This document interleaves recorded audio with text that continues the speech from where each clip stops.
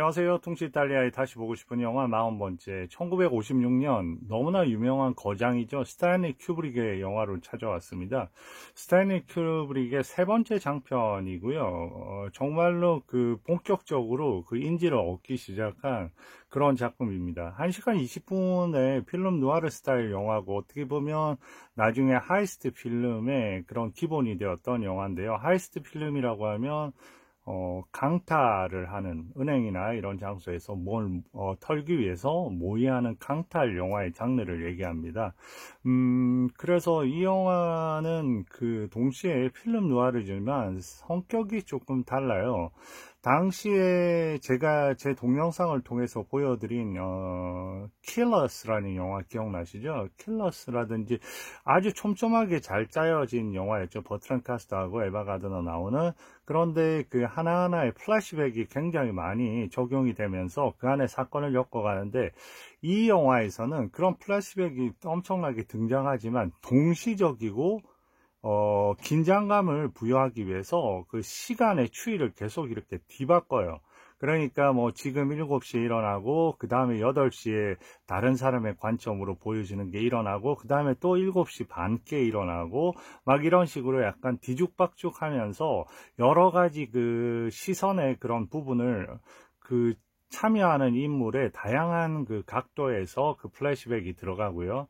그리고 플래시백의 순서가 시간대별로 쭉 그대로 이어지는 게 아니라 과거로 갔다가 약간의 차이가 있지만 약간의 미래로 갔다가 이런 식으로 해가지고 움직이게 됩니다. 그래서 어떻게 보면 그 안에 아주 동시간적인 느낌, 그런 어떤 타이밍이 그렇게 길지 않아요. 마치 10시간 전 이런 게 아니라 보통 1시간 전에서 1시간 후 이렇게 왔다 갔다 하다 보니까 아주 동시적인 느낌의 긴장감을 최대한 살리면서 그 안에 뭔가 상당한 변화를 주는 그런 상당히 재치 있고 영리한 스타일의 영화라고 생각을 합니다. 영화의 미정센에 있어서도 전체적으로 이 영화에서는 저는 등불, 일종의 불이라는 게 아주 특히 전등이라든지 뭔가 켜져 있는 불빛이라든지 이런 게 중요한 모티브가 되는 것 같아요. 그게 각 장소에 마치 심장같이 그렇게 작동을 하는 것 같아요. 그 등이 어떻게 활용되느냐에 따라서 그 전체의 어떤 분위기에 상당히 변화를 주는 그런, 어떻게 보면 늘 같은 걸 운영을 하면서도 그 안에서 긴장감을 넣을 수도 있고, 나중에 그것을 하나의 재사용해서 또 다른 어떤 느낌을 줄 수 있고, 너무나 단순하지만 그 안에 엄청난 의미를 심어줄 수 있는 그런 영화인 것 같아요. 이미 이 시점, 그러니까 계속해서 플래시백이 오고 가는 거를 통해서 어떤 변화가 주어져 있기 때문에, 그런 변화에서 그냥 그런 부분들은 최소한의 효율성으로 움직이는 게 전체적인 조화에서는 상당히 두드러진 효과를 가져다 준 것 같습니다. 제 생각에는요. 그리고 이 영화는 지금 보시면 스탠리 큐브릭이 짐 톰슨이라는 작가하고 같이 작업을 한 거고요. 원래 원작은 라이오넬 화이트의 클린 브레이크라는 원작입니다. 1955년작이고요. 그로부터 1956년 작품이니까 바로 1년 후에 작품화가 된 거죠. 그리고 음악은 제랄드 프리드는 처음 작품부터 스탠리 큐브릭의 한 5작품을 킬러스 키스 이전할 거부터 해서 그 이전의 2작품하고 그 이후에 영광의 길까지 총 5작품의 음악을 감독하게 됩니다. 음악 자체가 어떻게 보면 경마장에서 벌어지는 일인데, 경마장의 말이 처음 등장할 때부터 마치 저는 로마의 무슨 개선 장군이 움직이는 것처럼, 그렇게 한 공간에, 조용한 공간에 어떤 개선 장군의 느낌처럼 그런 어떤 리듬이 움직이는 게 상당히 재밌게 느껴지더라고요. 왜냐하면 우리의 주인공들도 결국 경마장을 근거를 갖다가 털기 위해서 하는 부분이 마치 자기 인생에서 마지막 앞둔 큰 전장터에 나가서 우뚝 서 있는 듯한 어떤 그런 느낌하고 이제 공유가 된다는 생각이 들었습니다. 주연은 보시면 루시앙 발라르는 촬영 감독이고요. 꽤 유명한 촬영 감독이에요. 근데 당시에 이제 그 스탠리 큐브릭하고 어떤 문제가 처음에 있었어요. 촬영 방식하고 렌즈 사용 방식. 그때 이제 스탠리 큐브릭이 얘기하죠. 내가 한 방식대로 안 하면 이 자리를 떠나라. 그러니까 상당히 강력하게 자기의 의지를 피력했습니다. 여기 그 대표적인 주인공은 스텔링 헤이든 이렇게 부르죠. 예, 이 배우는 저희 쟈니 기타에서 보셨죠? 거기서 쟈니 역을 맡습니다. 여기서도 쟈니라는 역을 맡는데요. 재밌죠? 쟈니 클레이라는 역으로 5년 동안 형무소를 살고 와서 이제 마지막 뭔가 큰 것을 모의하게 됩니다. 경마장에 이렇게 모여있는 돈 있죠? 그 돈 200만 불을 갖다 훔쳐내는 그런 계획을 세우는 인물이고요. 그 다음에 코린 그레이는 스텔링 헤이든의 애인이죠. 결혼을 앞둔 애인이고 페이로 나옵니다. 이 코린 그레이는 여러분들 한 10년 전 영화에서 보셨어요. 제 동영상에서 한 9년 전인가 기억나시죠? 저는 보면 The Death 그게 저는 Kiss of Death, 원래 킬러스 키스도 많고 뭐 킬러하고 키스하고 연관되는 게 너무 많아가지고 저도 헷갈립니다. Kiss of Death에서 보면 빅터 마초하고 결혼하는 네티라는 여인 있죠. 그때 아주 뭐랄까 지금보다 훨씬 젊은 모습으로 나왔던 배우입니다. 코린 그레이. 그리고 엘리샤 쿡 주니어는 조지 피에티라고 여기서 되게 중요한 인물을 맡습니다.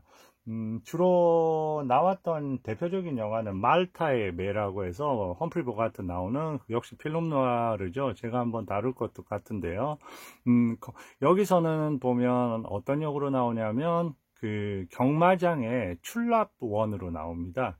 그래서 이제 그 밑에 있는 마리 윈저가 분한 셰리 피티하고 같이 부부인데, 마리 윈저는 어떤 배우냐면 여기서 약간 판무 파탈은 아니지만 뭐 그런 비슷한 어떤 역이죠. 이 배우는 B급 영화의 여왕이라고 했습니다.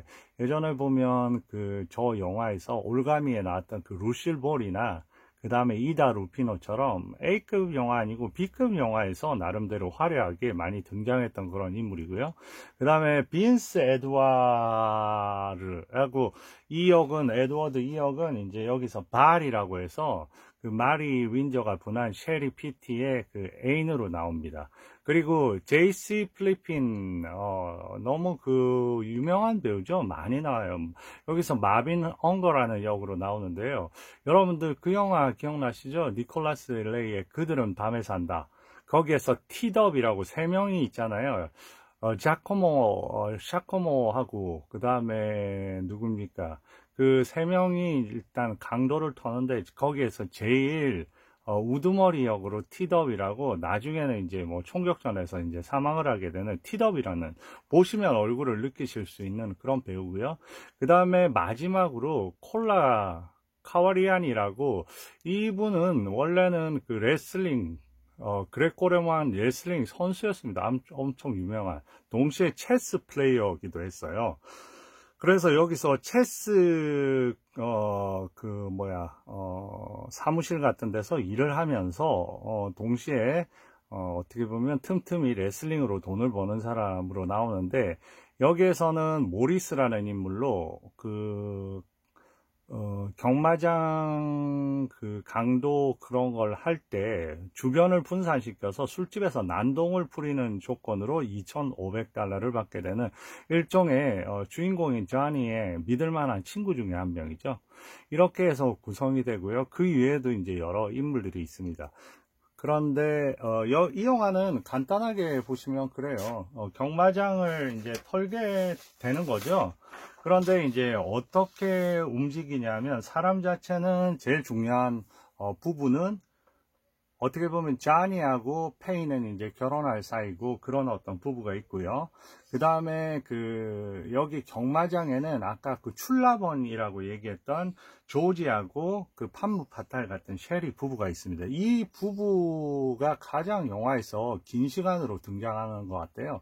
왜냐하면 조지하고 셰리하고 사이에 조지는 어떻게 보면 키도 작고 그리고 항상 좀 위축이 돼 있고 그러면서 늘 보면 판무 파탈 같은 부인에 대해서 너무 부인을 위해서는 모든 걸 다 할 수 있는 거고 부인 때문에 여기에 뛰어드는 겁니다. 항상 자기를 좀 무시하는 어떤 그런 부인 때문에 그리고 부인의 사랑을 다 얻기 위해서 하는데 이제 부인은 또 발이라는 젊은 애인을 두고 있는 거죠.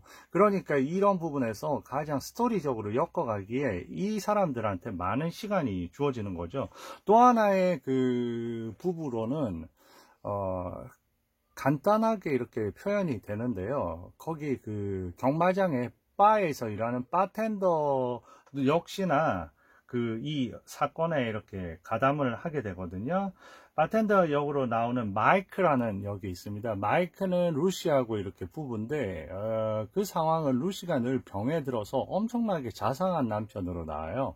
병에 들어서 생활이 너무 공공하면서도 그 와이프를 너무 아끼는 그런 역으로 나오는데 그 마이크도 그런 이유 때문에 이제 돈이 필요해서 그 와이프의 어떤 병을 치료하고 그런 부분 때문에 나오지만 상대적으로 아까 제가 말씀드린 조지하고 셰리는 왜 많이 등장을 하냐면 이 셰리가 나중에 보면 그 돈을 털어서 나눴을 때 그 장소하고 그런 거를 오히려 제일 처음에 셰리가 제안을 하는 거죠. 바알한테. 그러면 그 돈 가져오면 네가 그 돈 뺏으면 안 되냐. 그러니까 그런 걸 갖다 정보를 좀 더 알아봐 달라고 한 뒤에 보니까 훨씬 많은 돈을 가지고 나누는 걸 알게 되니까 애초에 거기를 급습해야 되겠다. 이런 식으로 이렇게 작전을 바꾸는 거죠.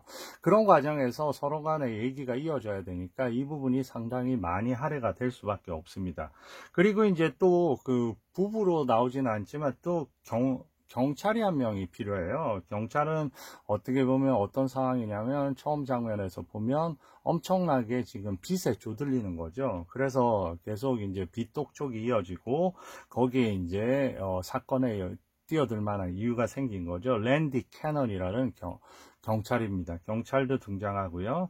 그 다음에 제일 여기에서 보면 목적이 없는 인물이 있어요. 제이씨 플리페인이라고 제가 티드업 역할, 그들은 밤에 산다. 거기에 나온 그 배우는 마빈 엉거라는 역할인데 마빈 엉거는 사실상 어떻게 보면 이런 부분하고 별다른 욕심이 없달까.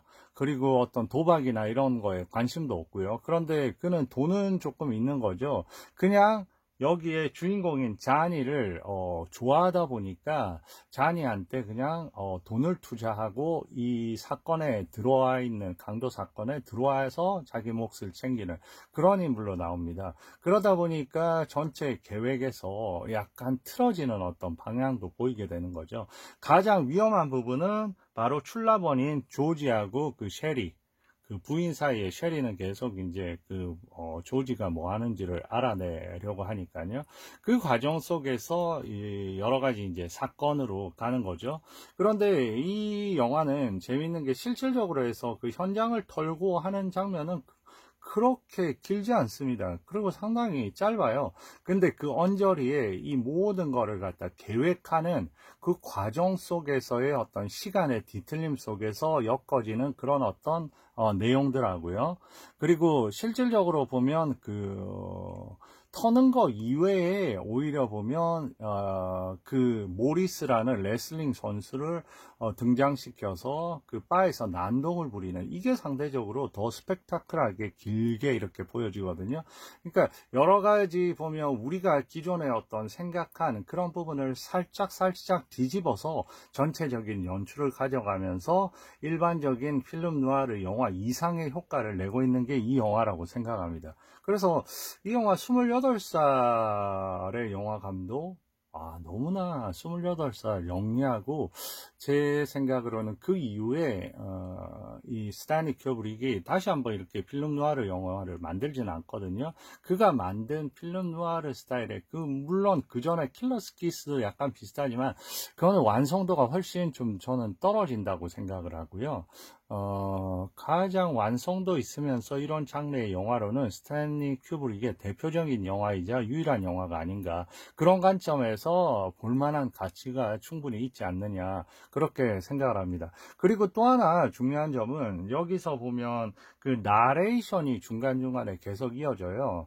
어떻게 보면 그 마이크, 경마장 위에 이렇게 달린 마이크들이 중간중간 등장하면서 하나에 보면 우리를 압도하고 있는 위에서 울려오는 그런 소리 같이 느껴지거든요. 그게 어떻게 보면 전지적인 시점으로서의 어떤 모든 상황을 들여다보고 있는 시간 타이밍도 얘기해 주고요. 하는 목소리는 아트 길모어라고 해서 그 제네릭에는 나오지 않지만 당시 유명한 아나운서의 목소리입니다. 이렇게 중간에 전지적인 시점이 있으면서 중간중간에 나레이션을 해주는 그 부분도 영화에서 아주 효과적인 부분인 것 같습니다. 그러니까 이 영화는 크게 보면 그런 나레이션, 어떻게 보면 객관적인, 마치 다큐멘터리 영화에 진짜 들어간 듯한, 그리고 중간중간 장면 안에서도 경마장을 보여줄 때 상당히 그런 장면들이 일종의 역사물 같은 다큐멘터리를 보여주는 그런 걸 통해서 아주 객관적인 어떤 느낌을 주는 당시에 각자의 이렇게 다양한 시점에서 참여하는 그런 거를 시간대별을 막 엇갈리게 하면서 보여주면서 차근차근 하나의 구조로 만들어가는 그런 방법이라든지, 그리고 실질적으로 제일 중요한 그 강도 터는 장면보다, 그리고 실질적으로 어떤 살인이 일어나고 이런 어떤 부분보다는 그 상대적으로 언저리의 부분에 더 많은 시간을 할애해서 그런 어떤 부분, 그렇지만은 그런 부분에 전혀 그 균형감은 떨어지지 않는 것 같아요. 왜냐하면 그런 중요한 장면은 정말 강렬한 타이밍 자체 하나로만 해도 너무 충분하고, 오히려 그 주변의 그런 어떤 부수적인 장면들을 스펙타클화 만들면서 전체적인 균형을 찾아가는 그런 아주 보기 드문 그런 연출을 보여주는 영화가 아닌가 생각합니다. 어쨌든 이 영화 제일 처음에 한번 들어가 보겠습니다. 네, 이 영화 일단은 이렇게 이제 킬링, 예, 앞에 보이는, 네, 배우 기억하시죠? 스텔링 하이든. 그래서 이제 천천히 한번 들어가 보도록 하겠습니다. 네, 보면 해리스 큐브릭 프레젠트 나오죠. 제임스 B 해리스하고 스탠리 큐브릭하고. 근데 제임스 해리스도 이때 그러니까 28 동갑이에요. 그러니까 28살짜리들이 이 영화를 아주 타이트한 버젯 안에서 이런 영화를 완성해 낸다는 거, 그 2명의 젊은이가 엄청난 거죠. 예. 그러니까 이런 제일 처음에 경마장의 시작 부분에 보시면 음악 자체가 마치 로마의 개선 장군이 행진하는 듯한 어떤 그런 분위기에서 전체가 이렇게 유지가 됩니다. 네, 볼까요? 네, 네, 이렇게, 네.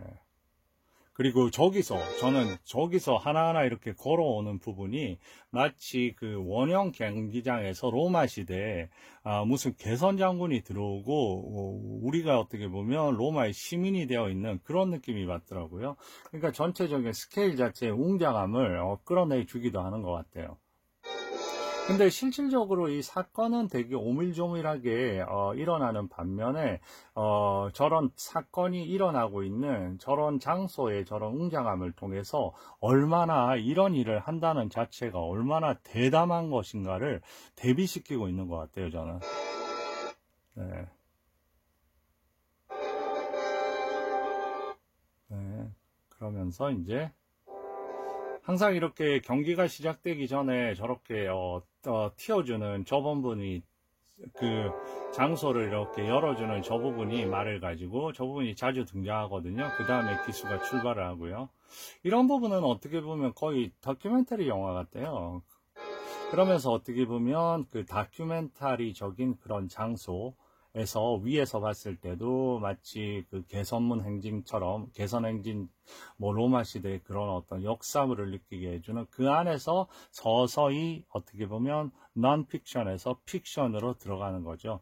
그 안에는 이제 정말로 그 뭐야 객관적인 목소리가 필요하고 그 목소리는 아트 길모어의 나레이션인 거죠. 네, 이렇게 제일 처음에 마빈 엉거부터 나오는 겁니다. 마빈 엉거는 어떻게 보면 단 한 명의 이런 부분하고 무관한 거고, 그 사람은 오늘 돈을 잃든, 뭐, 여기서 해서 벌써 5경기까지 모든 걸 다 투자해서 돈을 잃어도 오늘 큰 돈이 들어올게 될 거기 때문에 며칠 후에, 그러니까 걱정을 하지 않는다고 하면서 이제, 네, 여기 보면 이 옆에 있는 이 사람이 이제 마이크인 거예요. 마이크. 그래서 뭔가를 전해줍니다. 이제 전해주면서 오늘 8시에 다 만나는 그런 걸 전해주고요. 왜냐하면 지금 서로 접선을 하는데 얘기는 할 수 없고 저런 식으로 첫 번째 등장인물 마빈 엉거, 그러니까 돈을 투자하는 사람이죠. 그리고 돈을 어떤 투자를 하냐면요. 저 말을 7경주에 사건이 일어나는데 토요일 그 7경주에서 첫 번째로 뛰는 말이 어마어마한 말인데 그 말을 총으로 쏴서 죽이면서 또 시선을 돌리는 겁니다. 그러니까 엄청난 저격수가 필요하겠죠. 그 저격수가 니키라는 저격수인데 그 저격수한테 5,000불을 주고 그 다음에 레슬링 선수 모리스한테 또 체스 플레이하면서요 2,500불을 그 둘한테는 선불하고 반반 이렇게 주기 때문에 그 돈 적어도 7,500불이 일단 필요한 거죠. 그런 부분들은 이제 다 저 엉거가 돈을 내고 나중에 그 몫에서 더 받게 되는 겁니다. 그리고 중간중간에 이렇게 네. 그리고 이제 또 적어서 두 번째. 네, 이 사람은 이제 출라번인 조지. 그러니까 그 부인인, 판무 바탈하고 같이 산다는 그 부인하고의 어떤 그런 문제를 가진 그 인물입니다. 쉘이라는. 네, 그래서 또 이제 접선 장소를 주는 거고요. 그 다음에 이제, 우리의 랜디 경감이죠. 네. 자, 여기서부터 벌써 이렇게 저 전등이 등장하거든요.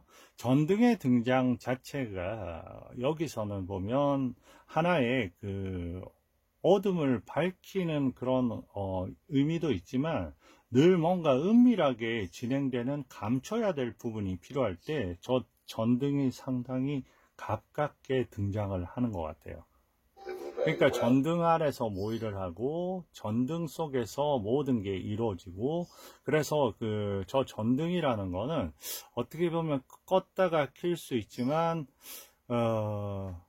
항상 뭔가를 갖다 켰을 때는 뭔가를 갖다 감추기 위한 어떤 그런 부분으로 등장을 하는 것 같아요. 그래서 여기서 전등의 사용이 수시로 이렇게 바뀌게 되는데 전등 하나 가지고도 저렇게 다양한 연출을 해낼 수 있다는 게 좀 놀랍긴 하더라고요. 네, 지금 한 명은 이제 이 사람은 빚을 받아야 될 사람이고요. 그리고 독촉을 하니까 그런 부분을 갖다가 이제 해결할 수 있다. 요번 며칠만 기다려다오. 이렇게 하면서 이제 사라지는 거예요. 그 다음에 이제 누구한테 오냐면 드디어 이제 자니한테 온 겁니다. 여태까지는 이제 인물을 보셨죠. 첫 번째는 엉거라는 마빈 엉거라고 돈을 출자한 사람. 그 사람이 이제 바에 가서 그 바텐더인 마이크의 부인은 루시라고 엄청나게 보면 아프고 맨날 마이크가 너무 그래도 사랑스럽게 돌보고 있거든요. 아주 뭐랄까 둘 간의 관계가 너무 좋은 그런 어떤 상황입니다. 그런데 이제 부인이 너무 아프고 그러니까 그런 부분을 헤쳐나갈 수 없으니까 여기에 뛰어드는 거죠. 봤죠. 그리고 이제 출라번 조지한테 갔었고요. 조지 다음에는 이제 경찰인 랜드, 저도 이제 이름이 이제 랜디한테 경찰이 이제 등장을 했고요. 이제 우리의 자니가 등장을 했습니다. They've all got jobs. And normal, decent lives. 이렇게 수평으로 이렇게 움직이는 그 카메라의 무브먼트가 많아요. 이런 부분이 어떻게 보면 저는 이 한 5년 정도를 지금 감옥에 갇혀 있었는데 결국 푼돈 훔치는 거나 큰 거 하는 거나 실질적으로 상관이 없기 때문에 오히려 큰 거를 위해서 뭔가를 걸으면서 인생에 거는 게 훨씬 낫다는 식으로 해서 하면 지나가서 이렇게 오는 거는 지난 5년의 세월에서 본인이 배운 거 그런 걸 갖다가 얘기하면서 이렇게 그 수평으로 이렇게 트래킹이 돼서 움직이는 것 같아요. 저렇게. 그리고 여기에서 이렇게 얘기를 하고 그 순간 뒤에 바려지는 뒤에 저렇게 보이는 커튼 같은 경우 상당히 애매모호하면서 불투명하면서 뭔가 불안정감을 줍니다. 저 안에 아주 깨끗하고 말끔하고 그런 어떤 느낌이 아니라 그 안에 앞으로 다가올 그런 어떤 불안감을 예견하는 듯이 그렇게 펼쳐지고요. 거기에서 지금 보면 마빈 엉거가 나타나는데 엉거는 은근히 그런 부분을 어떻게 이 자니를 아들같이 생각하면서 한편으로는 좀 자니를 좋아하는 이상의 어떤 느낌을 갖고 있는 게 이런 쪽에서 이제 포착이 됩니다.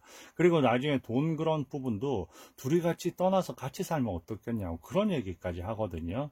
그러니까 여기에서는 보면 어떻게 보면 네. Nice to see you again, Mr. Unger. 네. 저, 어떻게 보면, 누구야.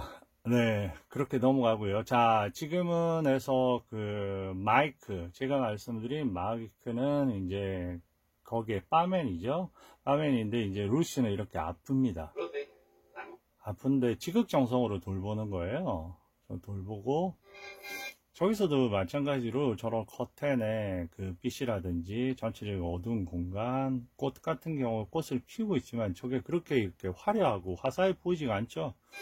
어떻게 보면 그리고 그걸 보고요. 그리고 드디어 지금 보세요. 조지가 자기 집으로 들어왔습니다. 들어오자마자 보면 그 전등은 꺼져 있고요.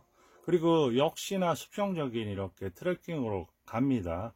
그러니까 조지 자신의 엄청나게 왜 이 일을 갖다 선택하게 되었나에 대한 어떤 고민의 어떤 시간이 이렇게 지나가는 그런 느낌이에요. 그리고 여기에 그 아주 무미건조하게 이렇게 바라보는 거죠. 그리고 얘기를 해도 뭐 들어주지도 않고 네 그러면서 Care about such things, understand, as long as I have a big, handsome, intelligent brute like you. 전혀 다른 얘기를 합니다. 그러니까 내가 돈이 있으면 어떨 것 같아? 그러면서 얘기를 내비칩니다. 얼마 안 있으면 당신 나를 완전히 다르게 볼걸 하면서 Gotta go uptown for a little while. I see. Well, you go right ahead, George. If you want to act that way, I certainly. 그리고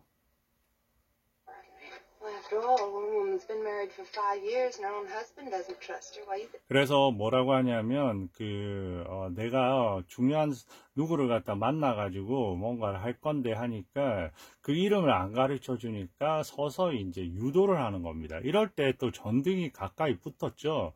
그러니까 한편으로 보면 거짓말을 하면서 상대의 거짓말을 또 유도해낼 때 그 진실을 유도해낼 때 이렇게 보면 지금 등불 같은 게 조지의 얼굴에 그대로 쏘면서 어떻게 보면 둘이서 뭔가를 갖다 거짓말을 하면서 뭔가 밝혀야 되는 그런 상황에서도 이렇게 등이 쓰인단 말이죠. Charity, if I ever found you with another man. But why? You have no use for me. Or you?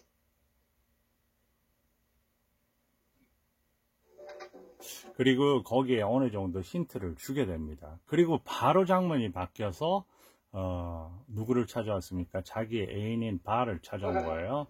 근데 여기서 보세요. 아까는 죽어있는 공간에서 보면 모든 전등이 꺼져 있고 그 과정을 통과하고 그리고 마지막에 뭔가 그 진실을 자꾸 캐내려고 하는 그 부인 쉐리가 이렇게 전등 옆에 쓰면서 그 얼굴 위로 조지의 얼굴 위로 이렇게 등불이 가면서 그 안에 어느 정도를 털어놓게 되거든요. 그러니까 사건에 대해서 그 경마장 그런 부분에 잠깐 이렇게 모여서 뭘 한다는 걸 털어놓게 됩니다. 그런 부분에서 이제 밝음이 있었다면 여기는 공간을 들어오면서 보면 너무나 밝은 저 빛들이 보이는 거예요. 이들의 어떤 밝은 미래와 그리고 애정적인 밝음이죠. 저런 그리고 얘기합니다. 네, 이렇게 네. 돈의 문제를 얘기하면서 여기에서 그 얘기를 하니까 이제 보다 캐내라고 합니다. What about the others? Any idea? 보세요. 이럴 때도 그 등불 자체가 저 아래에서 비치면서 어떻게 보면 뭔가를 압박하거나 뭔가 진실을 캐내야 되고 그랬을 때의 어떤 연출의 부분으로서의 어떤 등불을 조금 각이 다른 식으로 해서 저렇게 쓰이죠. 그러니까 아까 이렇게 조명을 갖다가 그 조지에 비추듯이 이번에는 아래에서 둘 위로 해서 조명을 비춥니다. 그러면서 어떤 느낌이 들어요? 둘이 운명 공동체가 되어보자는 이런 느낌 안에서 우리가 이거를 갖다 밝혀서 너가 나한테 털어내면서 그래서 같은 길을 가야 되지 않느냐 그런 쪽에서 같은 쪽의 운명의 그런 어떤 부분이 아닐까 싶습니다. 그래서 지금 결국은 그걸 전해주는 거죠. 아까 그 쪽지, 그 8시 어디 장소에서 만나기로 한 그 쪽지를 조지 주머니에서 빼낸 거를 이 친구한테 이렇게 발한테 남자친구한테 이렇게 보여주는 She's a 거죠. lot bigger than you think. 그리고 너도 그거를 갖다가 조심해서 해야 된다. 그리고 이제 그 모두가 모인 겁니다. 모두가 모인 거고 지금 마이크고요. 얘기하는 거는 모든 인물은 다 여기 뭉쳐 있거든요. 마이크, 엉거, 조지, 그 다음에 랜디 다 뭉쳐져 있는데 보면 나머지 2명의 그 어떻게 보면 중요한 인물이죠. 모리스 한 명은 이제 그 바에서 난동을 부리면서 그 상황을 갖다 경찰을 막 부르게 해가지고 관심을 딴 데로 돌려야 되는 인물이고, 한 명은 또 그 경기장에 있는 모든 사람의 시선을 돌리기 위해서 1등 하는 말에 이제 총으로 쏴서 죽여야 되는 역할 리키. 이 사람들을 믿을 수 있냐는 겁니다. 거기에 대해서는 이제 좌니가 절대 그들도 너희를 모르고, 그러면서 저기도 이제 등불이 등장하잖아요. That man for the one with the rifle? 네. 등불이라는 게 어떻게 보면 같은 그 운명인 거죠. 공동체의 저기에서 등불은 이제 같이 운명의 그 등불인 거죠. 어떻게 보면. 네. 서렇게 도의를 하면서 지금 자니가 주도한다는 거 아시겠죠? 그리고 이제 갑자기 문에서 소리가 난 겁니다. 그랬더니 Woman before. It's sure. 네, 누군지 때렸더니 이 여자 누구야 아무도 모르고 있는데 이제 내 부인 셰리야 이렇게 된 거죠. What? 그래서 이제 너가 얘기했지 하면서 이제 아주 둘을 데리고 나갑니다. 둘이서 이제 이 조지를 데리고 나가고요. 그리고 이때 재밌습니다. 좀 혼내주겠죠. 집으로 데려가라고 하고, 이때 엉거한테는 잠깐 1시간 동안 거리를 산책하라고 내보냅니다. 그리고 나서 얘기하는데 또 뭔가 매력을 발산하면서 뭔가를 갖다가 접근을 시도를 하죠. I know you. Like a book. You're a note. 그렇지만 좀 전에 그 어떤 창살 같은 걸 통해서 이렇게 보여주는 거는 이 여인이 얼마나 그런 어떤 그 Good knows 어떻게 you. 보면 이런 부분요. 어떤 의미라고 들까요? If I himself a 5-cent cigarette. 왜냐하면 이런 부분은 그런 거라고 저는 생각이 됩니다. 이 주인공인 쟈니 같은 경우에는 이미 창살 안에 너무나 오래 있어 봤기 때문에 이 안에 모든 이 여자의 그 심리 자체를 알고 있습니다. 그래서 여자가 참 여자 보고 얘기합니다. 너 같은 여자를 위해서 해서 돈을 해서 틀림없이 쟈니는 95% 너한테 쓰고 5% 자기한테 쓸 거다 이러니까 5% 쓰는 것까지 아깝다고 얘기합니다. 그러면서 이제 자기가 얼마나 판무파탈인지 얘기하고, 네, 잠깐만요. 3 days later. Those guys, fine friends they turned out to be. 그리고 집으로 왔습니다. 와서 여전히 이제 얘기를 하는 거죠. 그런데 이때의 등불은 어떤 또 등불의 의미일까요?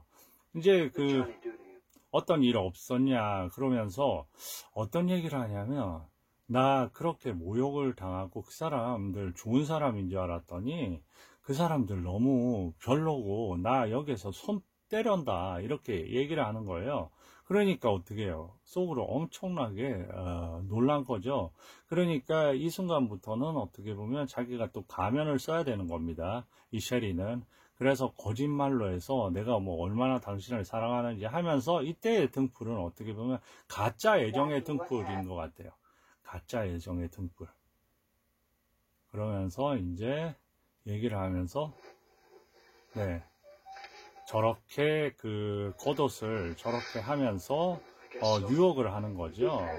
네, 그러면서 이제 이렇게 해서 당신이 하라니까 나는 할 거야.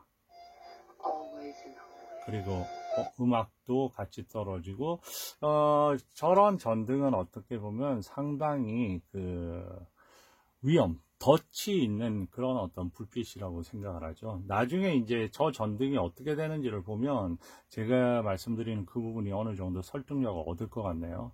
이 부분은 완전히 유혹의 전등이고, 한편으로 보면 파국의 전등이고, 한편으로 보면 너무나 위험한 게 깔려있는 덫 같은 그런 전등의 불빛이라고 생각합니다.